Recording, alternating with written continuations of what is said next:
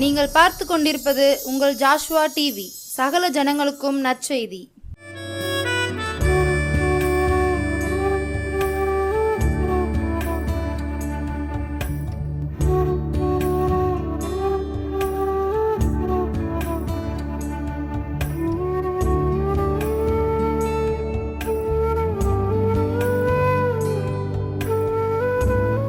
ஆண்டவராக இயேசு கிறிஸ்துவின் நாமத்தினாலே இந்த ஜோசுவா டிவி மூலமாய் கர்த்தர் உங்களுக்கு இந்த நாளில் அடிமைக்கு கர்த்தர் இந்த வாய்ப்பை எனக்கு கர்த்தர் தந்ததற்காக நான் தேவனுக்கு நன்றி செலுத்துகிறேன்.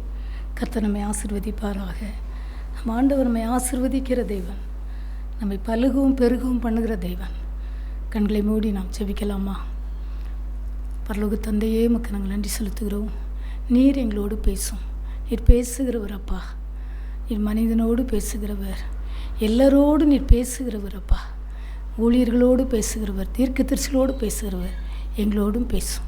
இயேசுவின் நாமத்தில் பிதாவே, ஆமென். இந்த நாளில் கர்த்தர் நம்மோடு கூட பேசும்படியாய் கிருபையாய் இதுவரைக்கும் நம்மை நடத்தியிருக்கிறார். கர்த்தர் நம்மை ஆசீர்வதிப்பாராக. ஒரு கவியை பாடிவிட்டு நாம் கர்த்தருடைய வார்த்தைக்கு நேராக கடந்து சொல்வோம். கிருபையே உன்னை இந்நாள் வரையும் காத்தது என் கிருபையே, கிருபையே. பாதையில் கஷ்டம் அணுகிடும்போது பங்கம் வரா உன்னை காத்திட்டே, பலனீந்தேன் கருத்தால் தூக்கினேன் உன்னை நான். உந்தன் அன்பினால் உன்னை நிறுத்த, எந்த அன்பினால் உன்னை நிறுத்த. கிருபையே உன்னை இந்நாள் வரையும் காத்தது என் கிருபையே, கிருபையே. சோதனையாலே சோர்ந்திடும்போது சொந்தமென நான் உன்னை சந்தித்தே, ஜோதி உன் முன்னில் ஜோலித்திட செய்திட்டே, ஜெய கீதங்கள் பாட வைத்திட்டே, ஜெய கீதங்கள் பாட வைத்திட்டே. கிருபையே உன்னை இந்நாள் வரையும் காத்தது என் கிருபையே, கிருபையே. மறுபடியுமாய் நான் உங்களை வாழ்த்துகிறேன். கர்த்தர் நம்மை ஆசீர்வதிப்பாராக. இந்த நேயர்கள், இந்த டிவி நேயர், ஒருவேளை இதை பார்க்கிற எல்லா நேயர்களுக்கும் தேவனுடைய ஆசீர்வாதம் உங்களுக்கு உண்டாவதாக. ஆண்டவர் சொல்கிறார், நீ எவர்களை ஆசீர்வதிக்கிறாயோ அவர்களை ஆசீர்வதிப்பேன்னு சொல்கிறார். உண்மையிலே நாம் எல்லாரையும் ஆசீர்வதிப்போம், அதற்காக நாம் அழைக்கப்பட்டிருக்கிறோம் என்று பவுல் அப்படி எழுதுகிறார். இந்த நாளில் எண்ணாகமும் 12ஆம் அதிகாரத்தில் ஆண்டவர் சொல்கிறாரு. பார்த்தீங்கன்னா கர்த்தருடைய வார்த்தை சொல்கிறது, 7ஆம் வசனம், என் தாசனாகிய மோசேயோ அப்படிப்பட்டவன் அல்ல, என் வீட்டில் எங்கும் அவன் உண்மையுள்ளவன். இந்த நாளில் இதை பார்க்கிற என் தேவஜனமே, இதை பார்க்கிற எனக்கு அன்பானவர்களே, ஆண்டவர் நம்மை உண்மையுள்ளவர்களாய் பார்க்க விரும்புகிறார். வேதம் சொல்கிறது, உண்மையுள்ளவர்கள் தான் பரிபூர்ண ஆசீர்வாதத்தை பெற்றுக்கொள்வார்கள் என்று. ஆண்டவர் மோசேயை பார்த்து சொல்கிறார், அவன் அப்படி பாருங்கள், என் வீட்டில் எங்கும் அவன் உண்மையுள்ளவன் என்று சொல்லுகிறார். உங்களை பார்த்து என்னை பார்த்து இதை பார்க்கிற எனக்கு அன்பானவர்களே, ஒருவேளை நீங்கள் முதியோர்களாக இருக்கலாம், வாலிபர்களாக இருக்கலாம், பெற்றோர்களாக இருக்கலாம், எல்லாரையும் பார்த்து ஊழியர்களாக கூட நம்ம இருக்கலாம். ஆண்டவர் சொல்கிறாரு, எல்லாவற்றையும் நீ உண்மையாக இருக்க வேண்டும், எல்லாவற்றிலும் சாந்தமாக இருக்க வேண்டும் என்று கர்த்தர் நம்மை பார்த்து இன்றைக்கி அறிவுறுத்துகிறார். பார்த்திங்கன்னா ஆண்டவர் சொல்கிறார் மோசேட்ட அதனால்தான் அவ்வளோ பெரிய பொறுப்பை கொடுக்குறாரு. ஆண்டவர் சொல்கிறார்ல, இன்றைக்கி உங்கள் காரியத்தில் உங்கள்கிட்ட கூட நான் ஒன்றுமே இல்லாமல் இருக்கிறேன் அப்படின்னு நீங்கள் நினைக்கலாம். ஆண்டவர் உங்கள்கிட்ட பெரிய பொறுப்பை தரப்போகிறேன்னு சொல்கிறார். ஊழியமாக இருக்கலாம், குடும்பமாக இருக்கலாம், எந்த எதிர்காலமாக இருக்கலாம், உங்கள் கரத்தில் பெரிய பொறுப்பை தரப்போகிறேன்னு சொல்கிறாரு. ஆனால் அதற்கு நம்மகிட்ட 2 காரியத்தை ஆண்டு விரும்புகிறார். ஒன்று உண்மை, 2வது சாந்த குணமுள்ளம். சாந்த குணம் இருக்கணும்னு கர்த்தர் சொல்கிறார். நான் ஏற்கனவே இதை பேசியிருக்கிறேன் சாந்த குணத்தை குறித்து. ஆனால் இதில் உண்மையுள்ளவன் அப்படின்னு சொல்கிறார். உண்மை எல்லாவற்றிலும் உண்மையாக இருக்கிறோமா?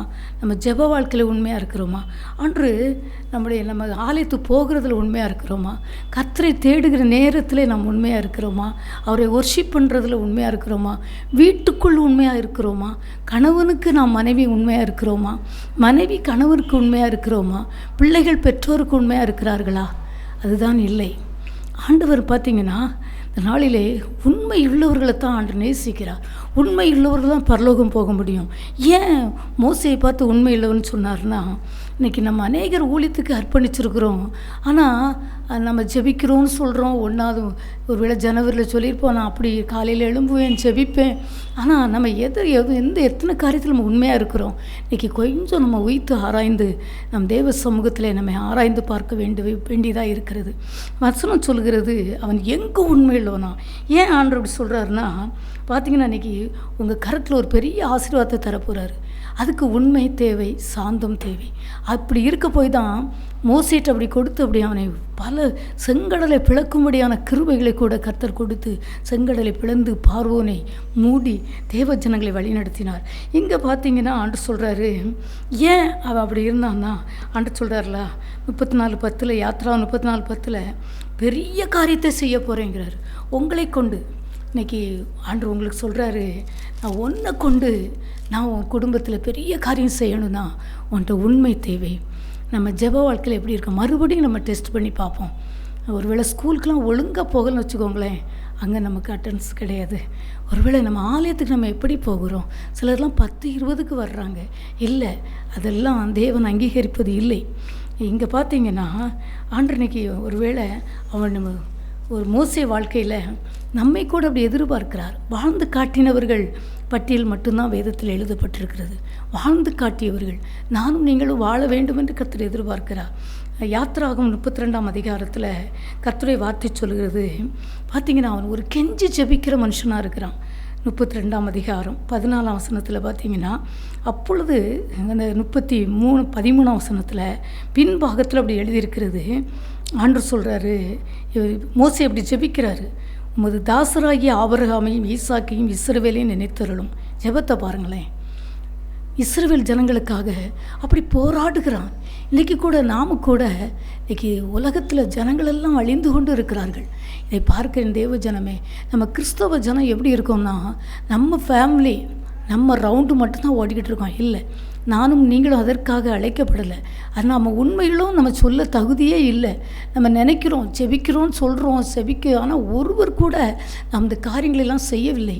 கர்த்தர் என்ன சொல்கிறார் பாருங்களேன். இந்த வசனம் மோசே சொல்கிறாரு, ஜெபிக்கிறார். எப்படி ஜெபிக்கிறாரு? இஸ்ரவேல் ஜனங்களுக்காக ஜெபிக்கிறார். உமது தாசராகிய ஆபிரகாமையும் ஈசாக்கையும் இஸ்ரவேலையும் நினைத்தருளும். உங்கள் சந்ததியை வானத்து நட்சத்திரங்களைப் போல பெருக பண்ணி நான் சொன்ன இந்த தேசம் முழுவதையும் உங்கள் சந்ததியார் என்றென்றைக்கும் சுதந்திரித்து கொள்ளும்படிக்கு அவர்களுக்கு கொடுப்பேன் என்று உம்மை கொண்டே அவர்களுக்கு ஆணையிட்டு சொன்னீரே என்று கெஞ்சி பிரார்த்திக்கிறான். இந்த நாட்கள் நம்ம திருச்சபைக்காக ஜெபிக்கிறோமா? நம்முடைய தேசத்தில் அழிந்து கொண்டு இருக்கிற ஆத்துமாக்களுக்காக ஜெபிக்கிறோமா? ஆண்டவர் சொல்கிறாரு, நீ எத்தனை முறை உண்மை நான் 4 மணிக்கு எழுந்துச்சி ஜெபிப்பேன்னு சொன்னேன். நான் அந்த வருஷத்தில் ஜனவரியில் பிறந்த உடனே ஜனவரி 1ஆம் தேதியிலேருந்து நான் ஒவ்வொரு நாளும் ஜெபிப்பேன்னு அர்ப்பணித்தாயே, நீ பொருத்தனை பண்ணினாயே, அதை செய்கிறாயா என்று கர்த்தர் உங்களிடம் என்னிடம் கேட்கிறார். என்ன சொல்கிறார் பாருங்களேன், அவர்களுக்கு ஆணையிட்டு சொன்னீரே என்று கெஞ்சி பிரார்த்தித்தானாம். ஏன்னா ஆண்டவர் கோபமாக பேசுகிறார், அழிக்க போகிறேன்னு சொல்கிறாரு.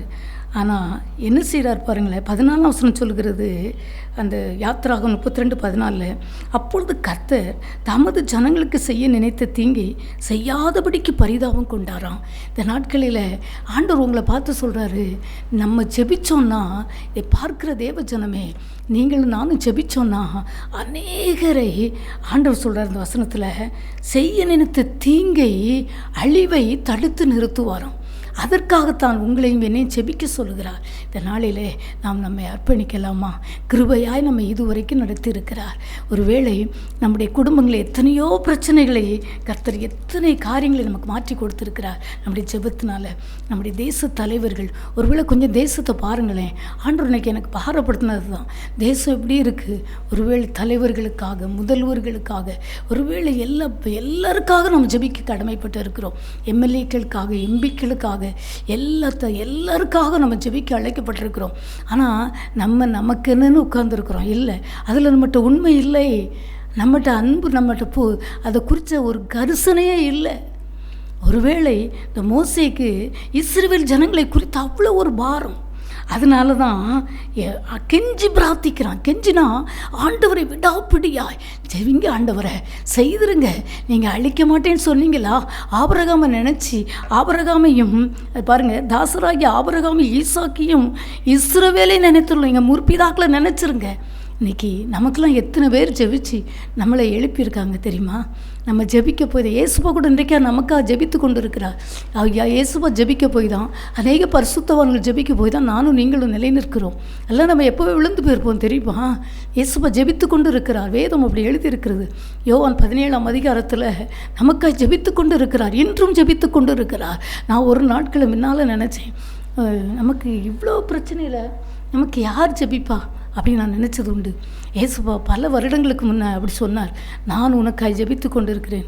ஒவ்வொருவருக்காய் அவர் ஜெபித்து கொண்டு இருக்கிறார். இன்றைக்கி உங்களை பார்த்து சொல்கிறாரு, இந்த தேசத்துக்காய் ஜெபிப்பாயா? எப்படி எப்படி சிதைக்கப்பட்டு இருக்கிறது, எப்படி பாவம் அழிந்து கொண்டு இருக்கு, பாவம் ஜனங்களை மூடிக்கொண்டு இருக்கிறதே, நாம் ஜெபிக்க வேண்டும் என்று கர்த்தர் விரும்புகிறார். ஒருவேளை மோசே தேவ ஜனங்களுக்காய் ஜெபித்தான், ஆனால் வரவேண்டிய தீங்கை வராமல் தடுத்து நிறுத்தினாராம். இந்த வசனம் அப்படி சொல்லுறது பாருங்களேன், எவ்வளோ அழகாக எழுதியிருக்கு பாருங்களேன். என்ன எழுதியிருக்குன்னு பார்த்தீங்கன்னா, அப்பொழுது கர்த்தர் தமது ஜனங்களுக்கு செய்ய நினைத்த தீங்கை செய்யாதபடிக்கு பரிதாபம் கொண்டார். அவருடைய ஜெபம் ஒரு பரிந்து ஜெபிக்கிற ஜெபம், ஒரு அழிவை தடுத்து நிறுத்துகிற ஜெபம், ஜனங்களை கானானுக்கு நேராய் அழைத்து கொண்டு செல்லுகிற ஜெபமாய் காணப்பட்டது. ஒருவேளை இஸ்ரவேல் ஜனங்கள் முறுமுறுத்தார்கள், கல்லெறிந்தார்கள், அதெல்லாம் நடந்தது. ஆனால் அவர்கள் ஜெபித்தார்கள். இன்றைக்கி உங்களை பார்த்து என்னை பார்த்து ஆண்டவர் சொல்கிறாரு, நீ இதில் உண்மையாக இருப்பாயா? நீ ஜெபிப்பேன்னு சொன்னியே, உன் வேலையில் உன்னை நான் பார்க்க வரும்போதெல்லாம் நீ தூங்கி கொண்டு இருக்கிறாய், அல்லாட்டி யார்கிட்ட பேசிகிட்டு இருக்கிற, எல்லாம் நீ உன் வேலையை பார்த்து கொண்டு இருக்கிறாய், இந்த மூன்றையும் தான் நீ செய்கிறாய் என்று கர்த்தர் உங்களை பார்த்து என்னை பார்த்து கேட்கிறார். இன்றைக்கி மனம் திரும்புவோமா? மனம் திரும்புவீர்களா? கர்த்தர் பாருங்கள், அந்த மோசேக்கு இருந்த ஒரு வைராக்கியத்தை பாருங்களேன், அதில் எவ்வளோ உண்மை ஆண்டவர். அதனால்தான் மோசே ஆண்டவர் என்ன சொல்கிறார் தெரியுமா? மோசே நீ சொன்னபடிலாம் நான் செய்வேங்க அப்படி சொல்கிறாரு. இந்த எப்படி சொல்கிறார் பாருங்களேன், எப்படி ஜெபிக்கார் பாருங்களேன். யாத்திராகமத்தில் 32ஆம் அதிகாரத்தில் இஸ்ரவேல் ஜனங்கள் பாவம் செய்கிறாங்க, கீழ்ப்படியாமல் தான் இருக்கிறாங்க. ஆனால் செய்கிறான் 32ஆம் வசனத்தில், 32ஆம் அதிகாரம் 32ஆம் வசனம், ஆகிலும் தேவரீர் அவர்கள் பாவத்தை மன்னித்தருளுவீரானால் மன்னித்தருளும், இல்லாவிட்டால் நீர் எழுதின உம்முடைய புஸ்தகத்திலிருந்து என் பேரை கிறுக்கி போடும் என்றான். எவ்வளோ ஒரு உத்தரவாதத்தோடு ஜெபிக்கிறார் பாருங்க. என்ன என் பேரை எடுத்துருங்கப்பா, நான் பரலோகத்துக்கு வரல அப்படி சொல்லி ஜெபிக்கிறார் தேவ பிள்ளையே. கர்த்தன்றைக்கு நம்ம தேசம் எப்படி இருக்குது உங்களுக்கு தெரியும். பாவம், அப்போ அடுத்த பெண்கள், அடுத்த ஆண்கள், அடுத்த பிள்ளைகள், எத்தனை தவறுகள், இப்போ எல்லா பக்கமும் பாவம் நிறைந்து இருக்கிறது. நம்மை பார்த்து நாம் காணாதவர்கள் போல இருக்கக்கூடாது. ஆண்டவரே, நாங்கள் தரப்பில் ஒரு நாளைக்கு ஒரு அரை மணி நேரமாக செபிங்க. ஆண்டவர் என் பிள்ளை உண்மைன்னு சொல்லி என்கிட்ட பொருத்தனை பண்ணா நான் ஜெபிப்பேன்னு சொன்னா ஆனால் ஜெபிக்கலைன்னு உங்களையும் என்னை பார்த்து ஆண்டவர் ஏங்கி நிற்கிறார். உங்கள் பக்கத்தில் வந்து நிற்கிறார், உங்கள் பக்கத்தில் நின்று அழுகிறார். தெய்வ பிள்ளையே, இன்றைக்கி அந்த காரியத்தை நானும் நீங்களும் செய்ய வேண்டும் என்று கர்த்தர் எதிர்பார்க்கிறார். பாருங்க, என் பேரை கிறுக்கி போடுங்க ஆண்டவரை அப்படி சொல்கிறாரு. ஆண்டவர் என்ன சொல்கிறார் தெரியுமா? அப்பொழுது கர்த்தர் மோசேயை நோக்கி 33ல், எனக்கு விரோதமாய் பாவம் செய்தவன் எவனோ அவன் பேரை தான் புஸ்தகத்திலிருந்து எடுத்து போடுவனே தவிர ஓம் பேரை நான் இருக்க மாட்டேன் என்று சொல்கிறார். அவ்வளோ ஒரு கெஞ்சி ஜெபிக்கிறது மட்டுமல்ல, ஆண்டவரை தயவு செய்து உத்தரவாதத்தோடு ஜெபிக்கிறார். அதனால் நடந்தது என்ன தெரியுமா? ஆண்டவர் பார்த்தீங்கன்னா, கர்த்தர் சொல்கிறார் பார்த்தீங்கன்னா, 33ஆம் அதிகாரத்தில் உங்களை அப்படி உயர்த்த போகிறார். ஒரு மோசேக்கு குறித்த கனம், ஆயிரக்கணக்கான லட்சக்கணக்கான ஜனங்களை நடத்தக்கூடிய அந்த கிருபையை, அபிஷேகத்தை கொடுத்தது போல உங்களையும் கூட உயர்ற இடத்துல வைக்க போகிறார். ஜெபிக்கிறவனை கர்த்தர் நீங்கள் எங்கேயும் போய் சொல்லே வேண்டாம், கர்த்தரே உயர்த்துவார். இங்கே என்ன நடக்குன்னு பார்த்தீங்கன்னா, வசனம் சொல்லுகிறது 11ஆம் வசனம் 33:11, ஒருவன் தன் சிநேகிதனோட பேசுவது போல கர்த்தர் மோசையோடு முகமுகமாய் பேசினார். முகமுகமாய் பேசினாராம். அப்படிப்பட்ட மிராக்கல் உங்கள் முகத்தை பிரகாசிக்க பண்ணுவார், உங்கள் குடும்பத்தை பிரகாசிக்க பண்ணுவார். முகமுகமாய் பேசினா எப்படி இருக்கும்? கர்த்தருடைய மகிமை உன் குடும்பத்தில் உதிக்கும், இருளெல்லாம் விலகும். உங்களுடைய குடும்பத்தில் இருக்க இருள், எந்தெந்த காரியங்கள் நான் நடக்க முடியாமல் இருக்கிறதோ அதையெல்லாம் கர்த்தர் நீக்குவார். இதை பார்க்குற தேவ ஜனமே, அநேக ஜனங்க சொல்கிறாங்க, நாங்கள் இந்த நிகழ்ச்சிகளை பார்க்குறோம்னு. உங்களுடைய குடும்பத்தில் இருக்கிற இன்றைக்கு இருள் விலகும், கர்ப்பப்பையில் இருக்கிற இருள் விலகும், கண்களில் இருக்கிற எல்லா போராட்டங்களும் மாறும், பலவீனங்கள் இயேசுவின் நாமத்தில் விலகும். கர்த்தருடைய ஆவியான சொல்லுகிறார், நீங்கள் மட்டும் ஜெபிங்க. எனக்கு ஜெபிக்க தெரியாதேன்னு நினைக்காதங்க. ஒரு தகப்பன்கிட்ட என்ன பேசுகிறோமோ அதுதான் ஜெபம். ஒரு தகப்பன் தாய்கிட்ட என்ன பேசுகிறோமோ அதுதான் ஜெபம். உங்கள் வார்த்தையெல்லாம் ஆண்டவர்கிட்ட சொல்லுங்கள், உங்கள் வார்த்தையெல்லாம் ஜெபமாக மாற்றுங்க. கர்த்தர் இன்னைக்கு உங்கள்கிட்ட முகமுகமாக பேச போகிறார். அது மட்டும் இல்லை, ஆண்டவர் சொல்கிறாரு, யாத்திராகம் 33 பார்த்தீங்கன்னா 17ஆம் வசனத்தில் சொல்கிறாரு, அப்பொழுது கர்த்தர் மோசையை நோக்கி, நீ சொன்ன இந்த வார்த்தையின்படியே செய்வேன். எப்படி அழகாக சொல்கிறார் பாருங்க. நீ என்ன சொல்கிறியப்பா நான் அதை செய்வேங்க. ஒரு மனுஷனுக்கு தேவாதி தேவன் ராஜாதி ராஜன் சொல்கிறாரு. நீ சொல்கிற பற்றி எப்படி சொல்கிறார் பாருங்களேன். நீ நீ நீ சொன்ன இந்த வார்த்தையின்படியே செய்வேன். என் கண்களில் உனக்கு கிருபை கிடைத்தது, உன்னை பேர் சொல்லி அழைத்து அறிந்திருக்கிறேன். என் கிருபை உனக்கு முன்ன செல்லும்னு சொல்கிறார், என் சமூகம் உனக்கு முன்ன செல்லும்னு சொல்கிறார். ஜெபிக்கிறவனுக்கு மேன்மை கிடைக்கும். நீ சொன்னது நான் செய்வேங்க. எண்ணாகமம் 14ஆம் அதிகாரம் 20ஆம் வசனத்தில் என்ன சொல்கிறார் தெரியுமா? நீ சொன்னபடியே எல்லாருடைய பாவத்தை மன்னிப்பேங்கார். ஆமாம், எண்ணாகமம் 14ஆம் அதிகாரம் 20ஆம் வசனத்தை இப்போ எடுத்து வாசித்து பாருங்கள். இந்த வசனம் அப்படி இருக்குது. அப்போது நம்ம ஜெபிக்க ஆண்டவர் என்ன சொல்கிறாருன்னா பார்த்தீங்கன்னா, அப்பொழுது கர்த்தர் 20ஆம் வசனம், அப்பொழுது கர்த்தர் உன் வார்த்தையின்படியே மன்னித்தே. ஒரு மனுஷன், ஒரு ஊழியர் மனுஷனுடைய வார்த்தை கனப்படுத்துகிற கர்த்தர். நம்ம தானே ஜெபிக்கலை. இன்றைக்கி இந்த ஜெபிக்காத காரியத்தை ஒத்துக்கொள்ளுவோம். இன்னும் ஒரே ஒரு வசனத்தை வாசிக்கலாம். இன்றைக்கி ஆண்டவரை சொல்லுங்கள், நீ சொன்னபடியே அவர் செய்வார், அவர் சொன்னபடியே செய்வார். தெய்வ பிள்ளையே, எண்ணாகமத்தில் 16ஆம் அதிகாரத்தில் அப்படி இருக்குது பார்த்தீங்கன்னா. ஒருவேளை நீங்கள் நினைக்கலாம், நம்ம ஜெபிக்கிறது, நானும் திருச்சபைக்காக ஜெபிக்க தான் செய்கிறேன், மற்றவங்களுக்காக ஜெபிக்க தான் செய்கிறேன். ஆனால் ஜெபிக்கிறதுக்கு உங்களுக்கு மனுஷத்திலிருந்து பலன் வராது, பரலோகத்திலேருந்து வரும் பலன் வரும். ஆண்டவர் சொல்கிறார், வார்த்தையின்படி நான் செய்வேன். முகமுகமாய் பேசுகிறார். அவர் பேசிட்டா என்ன நடக்கும்? எல்லா அற்புதங்களும் நடக்கும். நீங்கள் எந்தெந்த காரியத்திற்காக கண்ணீர் விடுக்கிறீர்களோ அதெல்லாம் ஈஸியாக விளைகிறோம். அவர் உள்ளே வந்துட்டார், உலாவிட்டார், எல்லாம் செய்ய போகிறார் உங்களுடைய குடும்பத்தில். அவர் உலாவுகிற தேவன். 7 பொன் குத்துவிளக்குமத்திலே உலாவி நட்சத்திரங்களை ஏந்தி கொண்டு உலாவி கொண்டு இருக்கிற சர்வ வல்லமுள்ள தேவன் இன்றைக்கு உங்கள் இல்லத்துக்குள்ளே வருகிறார். தேவ பிள்ளைகளே, என்னென்ன காரியத்திற்காக கண்ணீர் விட்டு இருக்கிறீர்களோ அதையெல்லாம் இன்றைக்கி அற்புதம் செய்ய போகிறார். செங்கடலை பிளந்த தெய்வத்திற்கு இதெல்லாம் லேசான காரியம். செங்கடலை பிளந்து பார்வோனை மூடினவருக்கு இது லேசான காரியம். சேனைகளின் கர்த்தர், கர்த்தருடைய வைராக்கியம் இதை செய்யும்.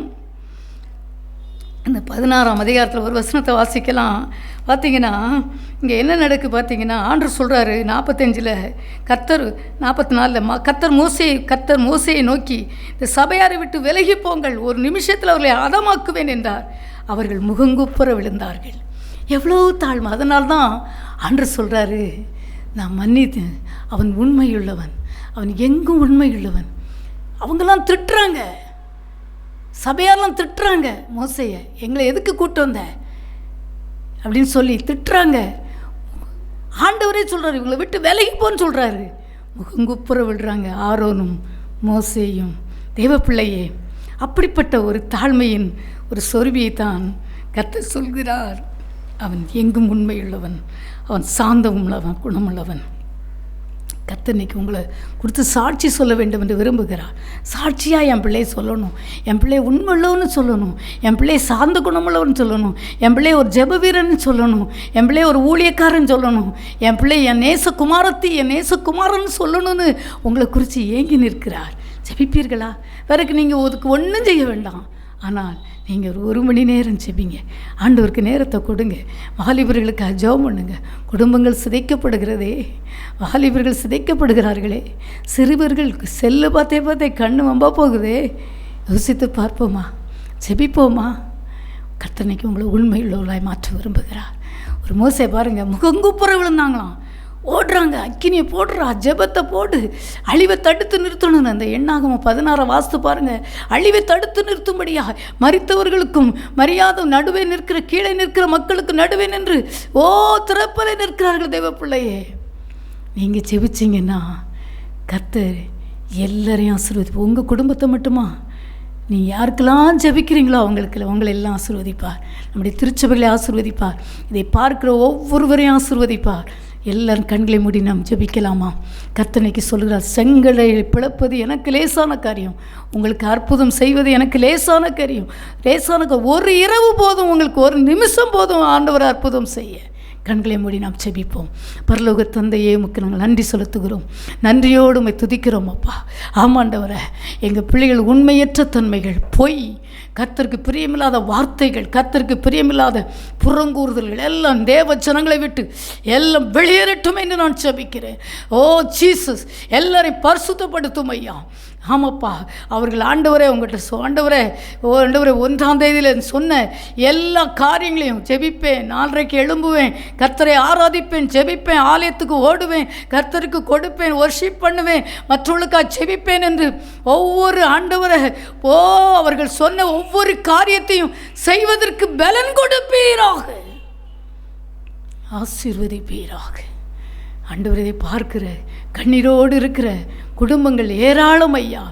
என் பிள்ளை கீழ்ப்படியுமா? என் பிள்ளைக்கு திருமணம் நடக்குமா? என் குழந்தைகளுக்கும் எதிர்காலம் உண்டா என்று கண்ணீரோடு இருக்கிற ஒவ்வொருவரையும் கர்த்தர் இப்பொழுதே பராக்கிரமம் செய்கிற கரம் அவர்களை தொடுவதாக. அவர்கள் யார் யாருக்கெல்லாம் கண்ணீரோடு நிற்கிறார்களோ, குழந்தை பாக்கியத்திற்காக, திருமணத்திற்காக, படிப்புக்காக, ரட்சிப்புக்காக, தேவைகளுக்காக, கடன் அடைப்பதற்காக, கண்ணீர் துடைக்கப்படுவதற்காக, வியாதிகள் இயேசுவின் நாமத்தில் விலகுவதற்காக ஜெபித்து கொண்டிருக்கிறார்களோ, கர்த்தருடைய கரம் எல்லாருக்கும் அற்புதம் செய்வதாக. நீர் சொன்னீரே யாத்ரா 34:10 ஆமாண்டவரே, இதோ நான் ஒரு உடன்படிக்கை செய்கிறேன், எல்லார் கண்களுக்கு முன்பதாக, உன் குடும்பத்தார் மத்தியிலே, உன்னோடு இருக்கிற ஜனங்கள் மத்தியிலே செய்வேன் என்று வாக்கு பண்ணினீரே. எல்லாருக்கும் அற்புதம் செய்வீராக. நீர் அற்புதர் என்பதை வெளிப்படுத்துவீராக. நீர் அற்புதர் அல்லவா? நீர் வல்லமையுள்ளவர் அல்லவா? நீர் இராணுவங்களின் தேவன் அல்லவா? நீர் மரியாளுக்கு ஆமப்பா நீக்கு கிருபையை கொடுத்தவர் அல்லவா? அந்நாளுக்கு குழந்தை பாக்கியத்தை கொடுத்தவர் அல்லவா? எல்லாருக்கும் அற்புதம் இயேசுவின் நாமத்தில் நடப்பதாக. ஆசீர்வதி. கண்ணீர் துடைக்கப்படட்டும், வியாதிகள் இயேசுவின் நாமத்தில் விலகட்டும், பில்லி சுனிகள் அழியட்டும், எல்லாம் இருளின் வல்லமைகள், எல்லாம் அந்தகார வல்லமைகள் தடமுரண்டு போய் இயேசுவின் நாமத்தில் ஆசீர்வதியும். அப்படி வருமானத்தை ஆசீர்வதித்து கொடும். யாரெல்லாம் கண்ணீரோடு ஆண்டவரே வறுமையாக இருக்கிறதே, ஐயோ நான் என்ன செய்வேன் அழுது கொண்டு இருக்கிறார்களோ, இப்படி வறுமை மாறுவதாக. அவர்களுக்காக நீ தரித்திரரானீரே, அவர்களை ஐஸ்வர்ய சம்பனராய் மாற்றுவீராக. என் ஜனத்தின் ஏழ்மை மாறுவதாக. இயேசுவின் நாமத்தில் அற்புதம் நடப்பதாக. கர்த்தர் செய்கிறதற்காய் நன்றி. இயேசுவின் நாமத்தில் பிதாவே, ஆமென்.